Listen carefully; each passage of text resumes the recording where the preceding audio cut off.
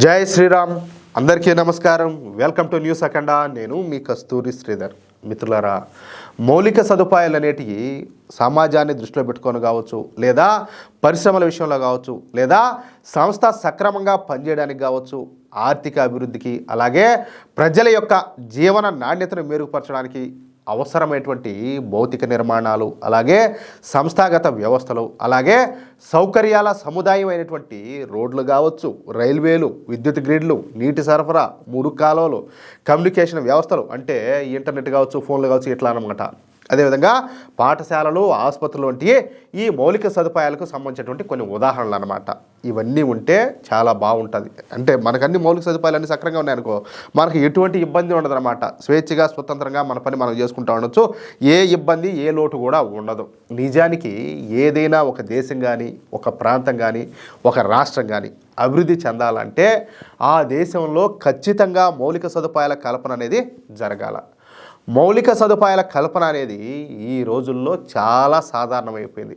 దాదాపుగా ప్రతి దేశం కూడా ఈ మౌలిక సదుపాయాల కల్పనపైనే దృష్టి పెడుతున్నాయి. అంటే అన్ని దేశాలు కూడా తాము ఉన్నత స్థాయికి చేరాలంటే ఈ మౌలిక సదుపాయాల కల్పన అత్యవసరం అని చెప్పేసి గుర్తిస్తున్నాయి. దీనిపైన అమెరికాలో నాకు తెలిసి ఒక కొటేషన్ ఒకటి ఉన్నది. అదేందయ్యా అంటే, అమెరికా అభివృద్ధి చెందింది కాబట్టి అమెరికాలో రహదారులు అందంగా అనుకూలంగా లేవు. అర్థమవుతుందా? కొంచెం జాగ్రత్తగా వినండి. అమెరికాలో రహదారులు అందంగా అనుకూలంగా ఉన్నాయి కాబట్టి అమెరికా అభివృద్ధి చెందిందని చెప్పేసి ఒక కొటేషన్ ఉండదన్నమాట. చెప్పాలంటే ఇది అక్షర సత్యం కూడా. ఈ విధంగా రహదారులను అభివృద్ధి చేయడం మూలంగా, మౌలిక సదుపాయాలను కల్పించడం మూలంగా దేశంలో వ్యాపారం అనేది అభివృద్ధి చెందుతుంది. అలాగే రవాణా ఖర్చులు తగ్గిపోతాయి. ఎగుమతులు దిగుమతులు చేయడానికి అనుకూలమైనటువంటి వాతావరణం ఏర్పడుతుంది. టూరిజం అనేది అభివృద్ధి చెందుతుంది. కొత్త కొత్త పరిశ్రమలు వస్తాయి. తద్వారా ఏంటంటే ఉద్యోగ ఉపాధి అవకాశాలు లభిస్తాయి అన్నమాట. జీవనోపాధి కూడా దొరుకుతుంది. ఈ విధంగా అనేక ఉపయోగాలు ఉన్నాయి. అందుకే ఈ మౌలిక సదుపాయాల కల్పన కోసం నరేంద్ర మోడీ ప్రభుత్వం పెద్ద మొత్తంలో ఖర్చు పెడుతుంది. సరాసరిన ప్రతి సంవత్సరం ఈ మౌలిక సదుపాయాల కల్పనకు ఏకంగా 10 లక్షల కోట్ల రూపాయలను ఖర్చు చేస్తున్నారు. ఇక ఈ క్రమంలోనే మన మోడీ ప్రభుత్వం కొత్తగా 25 గ్రీన్ఫీల్డ్ హైవేలను నిర్మించాలని చెప్పేసి తలపెట్టారు. ఈ 25 గ్రీన్ఫీల్డ్ హైవేల పరిధి ఏకంగా 10,000 కిలోమీటర్లు. ఎంత? 10,000 కిలోమీటర్లు. ఇకపోతే ఈ 25 ఈ గ్రీన్ఫీల్డ్ హైవేల నిర్మాణానికి అయ్యే ఖర్చు అక్షరాల 6 లక్షల కోట్ల రూపాయలు అనమాట. ఎంత? 6 లక్షల కోట్ల రూపాయలు. ఈ 6 లక్షల కోట్ల రూపాయలతో 8 లైన్ల అతి పెద్ద 25 గ్రీన్ఫీల్డ్ హైవేలను నిర్మిస్తున్నారనమాట. ఇక్కడ గ్రీన్ఫీల్డ్ హైవేలు అంటే ఇప్పటికే ఉన్నటువంటి రోడ్లు, అదేవిధంగా పట్టణ ప్రాంతాలతో సంబంధం లేకుండా అభివృద్ధి చెందనటువంటి ఈ కొత్త భూమిపై నిర్మించేటువంటి రహదారి అనమాట. అంటే ఆల్రెడీ ఉండే వాటి మీదనే వేరే అనమాట. ఈ సపరేట్గా ఇంకొక లైన్ పోతుంది. అర్థమవుతుందా?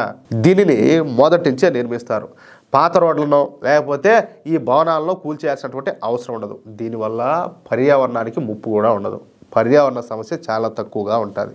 ఇది నగరాలను నేరుగా కలపడమే కాకుండా ప్రయాణ సమయాన్ని, అదేవిధంగా దూరాన్ని కూడా తగ్గిస్తుంది. అందుకే నరేంద్ర మోడీ ప్రభుత్వం ఎక్కువగా ఈ గ్రీన్ఫీల్డ్ హైవేలు నిర్మిస్తుంది అనమాట. మీకు అర్థం ఏంటంటే ఒక ఎగ్జాంపుల్ చెప్తా. సపోజ్ వచ్చేసి హైదరాబాద్ నుంచి తిరుపతికి పోవాలియా. ఇప్పుడు మామూలుగా ఏంటి, అన్ని పట్టణాలు కావచ్చు, నగరాలు కావచ్చు, వీటిని కలుపుతా పోతారు. అంటే ఈ పోవడానికి ఏంటంటే అది ఆ సమయం అనేది పెరుగుతుంది. అదేవిధంగా ఈ డిస్టెన్స్ కూడా పెరుగుతుంది అన్నమాట. అవునా కాదా? కానీ ఇప్పుడు ఏం చేస్తారు, హైదరాబాద్ టు డైరెక్ట్ తిరుపతి, ఇవన్నీ నగరాలను కలిపేది, పట్టణాలు కలిపేది ఏం లే. ఏడ మొదలు పెట్టామంటే దీని అమ్మకుడు కొట్టామంటే ఏం లే.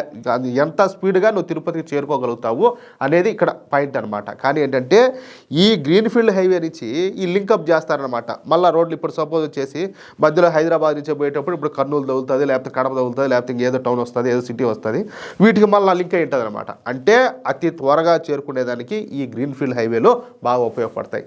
8 లైన్ల హైవే అంటే ఒకసారి ఊహించుకోండి. ఏలా మీకు అమెరికాలోనో అబుదాబిలోనో రోడ్లు చూసేట్టు ఉంటుంది. ఎక్కి తొక్కినా ఉంటే దీని అమ్మ కొడుకు ఎగిరి ఆడబడుతుంది బండి. అట్టే అంత స్పీడ్ అనమాట, మామూలుగా ఉండదు. ఇంతకుముందు 26% ఉండేటటువంటి ప్రయాణ వ్యయాలు గత 11 సంవత్సరాల కాలంలో 10% తగ్గింది. చూడండి, అంటే మనం ఒకసారి జస్ట్ మీరు బయట తిరుగుతూనే ఉంటారు, ఎక్కడో చోటికి పోతూనే ఉంటారు. అంటే సపోజ్ వచ్చేసి ఇందాక నేను అన్నట్టు హైదరాబాద్ నుంచి తిరుపతికి పోతారు, లేకపోతే కర్నూలు పోతారు, లేకపోతే ఇట్లా మళ్ళీ ఇంకేడుకో పోతారు, బాంబేకి పోతారు.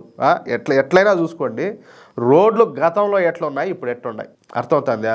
మన దేశంలో రోడ్లకు ప్రాణం పోసింది ఎవరయ్యా అంటే మొట్టమొదటిగా అటల్ బిహారీ వాజ్పేయి గారు.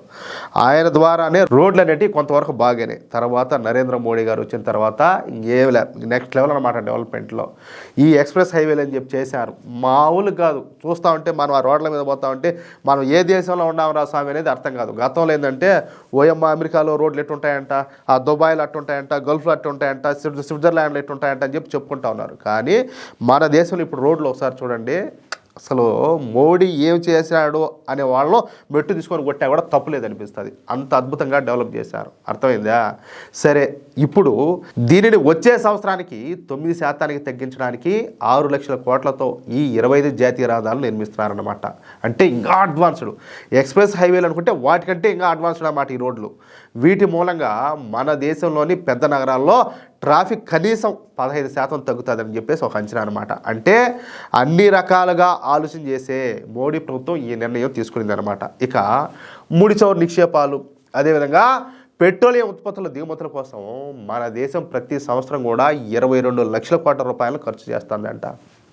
22 లక్షల కోట్లు ప్రతి సంవత్సరం కూడా. అందుకే ఈ పెట్రోలియం ఉత్పత్తుల్లో ఇథనాల్ను కలపాలని చెప్పేసి కేంద్ర ప్రభుత్వం నిర్ణయం తీసుకుంది. ఈ ఇథనాల్ తయారీకి ఉపయోగించేటటువంటి ప్రధాన పంటల్లో ఈ మొక్కజొన్న, చెరుకు ఇవన్నీ కూడా ఉన్నాయన్నమాట. ఈ మొక్కజొన్నను ఎవరు పండించేది? మన దేశంలోని రైతులే. అంటే ఈ ఇథనాల్ను తయారు చేయడం మూలంగా మన దేశంలో ఉన్నటువంటి రైతులే లాభపడతారు. అర్థమవుతుందా? నిజానికి ఈ ఇథనాల్ను తయారు చేయకముందు క్వింటా మొక్కజొన్న ధర 1200 రూపాయలుగా ఉండిందంట. కానీ ఇప్పుడు ఈ మొక్కజొన్న ధర క్వింటా 2800 రూపాయలకు చేరుకునేది అనమాట. అంటే ఈ పెరిగిన ధరల మూలంగా మొక్కజొన్న రైతులకు 45,000 కోట్ల అదనపు లాభాలు అయితే సమకూరనున్నాయంట. ఈ విషయం ఏదో నేనేదో ఊహించుకొని సొంతంగా చెప్పడంలే. ఈ విషయాన్ని సాక్షాత్తు మన డైనమిక్ సెంట్రల్ మినిస్టర్ అయినటువంటి నితిన్ గడ్కరీ గారే తెలియజేశారు. వారే ఈ ఇథనాల్ ఇంధనం పైన పనిచేస్తారు. అంటే చూడండి, నరేంద్ర మోడీ ప్రభుత్వం యొక్క విజన్ గురించి చెప్పడానికి, మోడీ ప్రభుత్వం ప్రజల గురించి ఎంత లోతుగా ఆలోచన చేస్తుందో తెలియజేయడానికి ఈ 2 ఉదాహరణలు చెప్పిన. అర్థమవుతుందా? ఇంకా ఇలాంటి చెప్పుకుంటా పోతే కొన్ని వందలు ఉన్నాయి, 1-2 కాదు. దయచేసి ఇలాంటి ముఖ్యమైనటువంటి విషయాలను నలుగురికి తెలియజేయండి, నలుగురికి ఈ వీడియోని షేర్ చేయండి. ప్రజల కోసం మన మోడీ ప్రభుత్వం ఎంత లోతుగా ఆలోచన చేస్తుందో, ఎంతగా కష్టపడుతుందో ప్రజలందరికీ తెలియజేసే ప్రయత్నం చేయండి ప్లీజ్. అలాగే ఈ వీడియోకు సంబంధించి మీ యొక్క అమూల్యమైనటువంటి అభిప్రాయాలను తప్పనిసరిగా కామెంట్ రూపంలో తెలియజేయండి. ఇంకో విషయం ఏంటంటే, ఇంతవరకు మీరు కనుక మన ఛానల్ను సబ్స్క్రైబ్ చేసుకున్నట్లయితే ప్రతి ఒక్కరు కూడా మన ఛానల్ను సబ్స్క్రైబ్ చేసుకోండి, సపోర్ట్ చేయండి ప్లీజ్.